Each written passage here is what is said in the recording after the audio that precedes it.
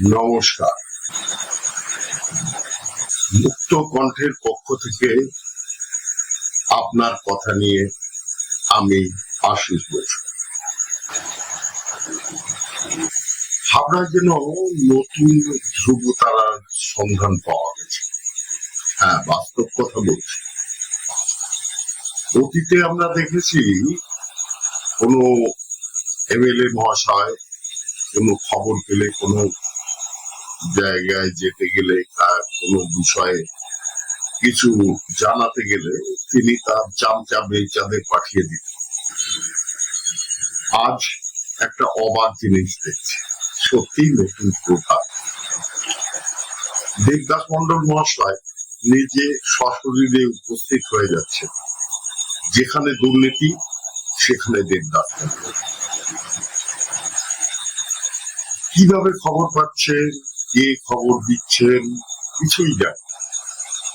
উনি উপস্থিত হয়ে যাচ্ছেন এবং ন্যায্য কথাটা বলছেন।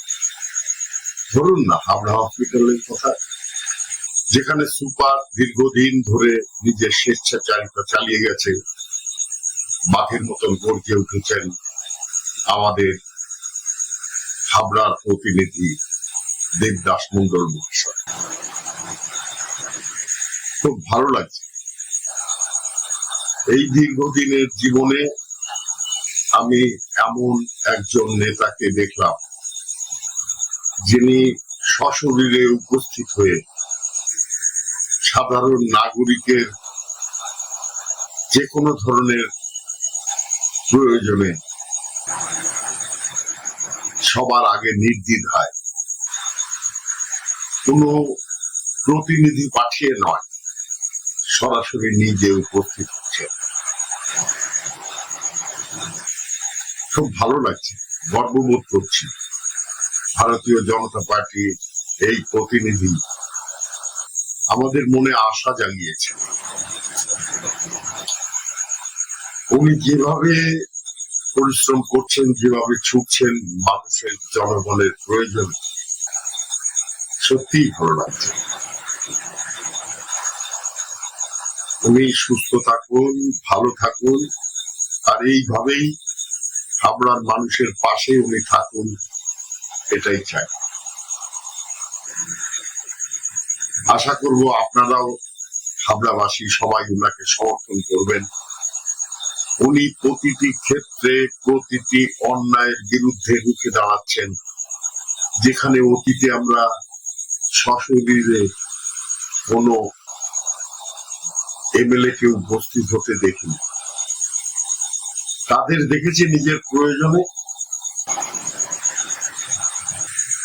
অথবা অন্য কোনো প্রতিনিধি তাদের পাঠিয়ে বিচার সালিশ করতে। ইনি তো বিচার সালিশে যান না, সাধারণ মানুষের মাঝখানে বসে সত্যি কথাটা বলেন এবং ন্যায্য বিচারটা প্রয়োগ করে। যাই হোক, আমরা খুব আনন্দিত। এবং হাবড়ায় তৃণমূলের যেসব চোররা ধরা পড়ছে, তারা এই যে দীর্ঘদিন ধরে অত্যাচার চালিয়েছে, লুটে ফুটে খেয়েছে, সব ধীরে ধীরে বেরোচ্ছে। এদের সবাইকে জেলে পাঠাবেন বলে কথা দিয়েছেন আমাদের প্রতিনিধি দেবদাস মন্ডল মহাশয়। এখন বাংলায় আইনের শাসন চলছে, শাসকের আইন না। তাই আমরা ভারতবাসী, আমরা হাবড়াবাসী ভীষণ খুশি, ভীষণ খুশি। আপনাদের কাছে জানাতে ভালো লাগছে যে আমরা এমন সুন্দর একজন প্রতিনিধি পেয়েছি, যিনি আন্তরিকতার সাথে সাধারণ নাগরিকের কথা চিন্তা করছেন, তাদের প্রয়োজনে দৌড়ে যাচ্ছেন, বিচার করছেন সঠিক বিচার, এবং যেখানে যে পদ্ধতি প্রয়োগ করে সেই অন্যায়টাকে রদ করা যায়, ঠিক সেই কাজটাই করছেন। ভারত মাতা কি জয়, জয় শ্রী রাম।